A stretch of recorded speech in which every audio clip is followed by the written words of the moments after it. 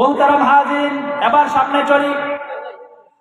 এক নাম্বার বলেছেন কদ আফলাহাল মুমিনুন, যারা প্রকৃত মুমিন তারা সফলকাম হয়ে গেছে। মুমিনদের পরিচয় দিলাম, ঈমানের মূল্য কতটা জানায়া দিলাম।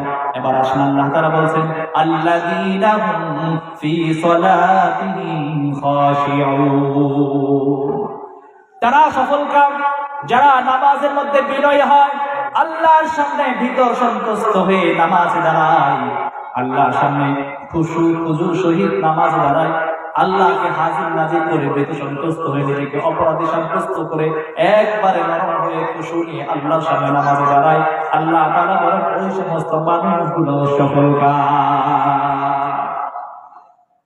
কথা বলেন, কয়জনে খুশু নিয়ে নামাজে দাঁড়ায়?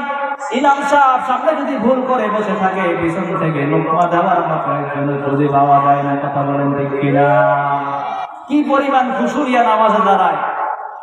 যে ইমাম সাহেব কয় টাকা করছে এটা করতে পারে না। ইমাম সাহেব যখন ভুল করে সবাই ভুল করে বসে, লোকমা দেয় না। দিলেও একজন দুইজন, কাতারে মানুষ হইল 50-100 জন, লোকমা দেয় কয়জন?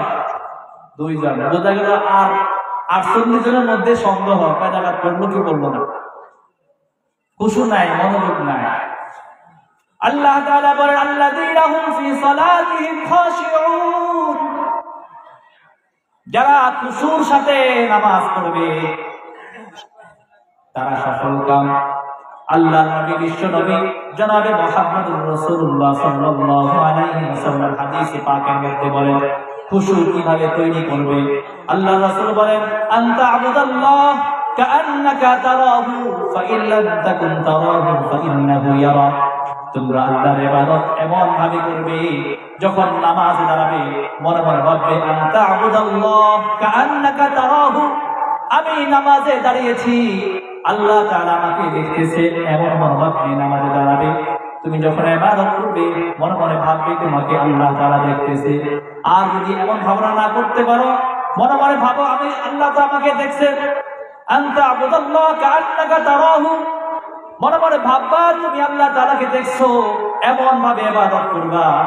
আর যদি ভাবো যে তুমি আল্লাহকে দেখতেছো না, ফাইন লাম তাকুন তারাহু ফাইন্নাহু ইয়ারা, তাহলে তুমি ভাবো যে তোমার মালিক, তোমার খালিক যিনি, তিনি তোমাকে দেখছে। অতএব বিশ্ব জাহানের মালিকের সামনে যখন দাঁড়াবে আদবের সাথে খুশু নিয়া খুজু নিয়া নামাজে দাঁড়াবে, আল্লাহর সামনে এমনভাবে স্থিরভাবে নামাজ পড়বে যাতে করে নামাজের সুন্দরগুলো সব ওয়াজিব মুস্তাহাবাতগুলো সুন্দর করে আদায় হয়ে যায়। আল্লাহ তাআলা বলেন এমন খুশুর সাথে খুশুর সহিত নামাজ পড়বে যারা সফলকাম হয়েছে তারা। এখন বলবেন হুজুর কিছু তো নামাজ পড়ে খুশু আদায় করে না, কিন্তু অনেক মুসল্লি আছে যারা তো নামাজই পড়ে না, খুশু আসবে কোত্থেকে? এমন মুসল্লি আমাদের সমাজে আছে না নাই? চিৎকার করে বলেন এমন মুসল্লি সমাজে আছে না নাই?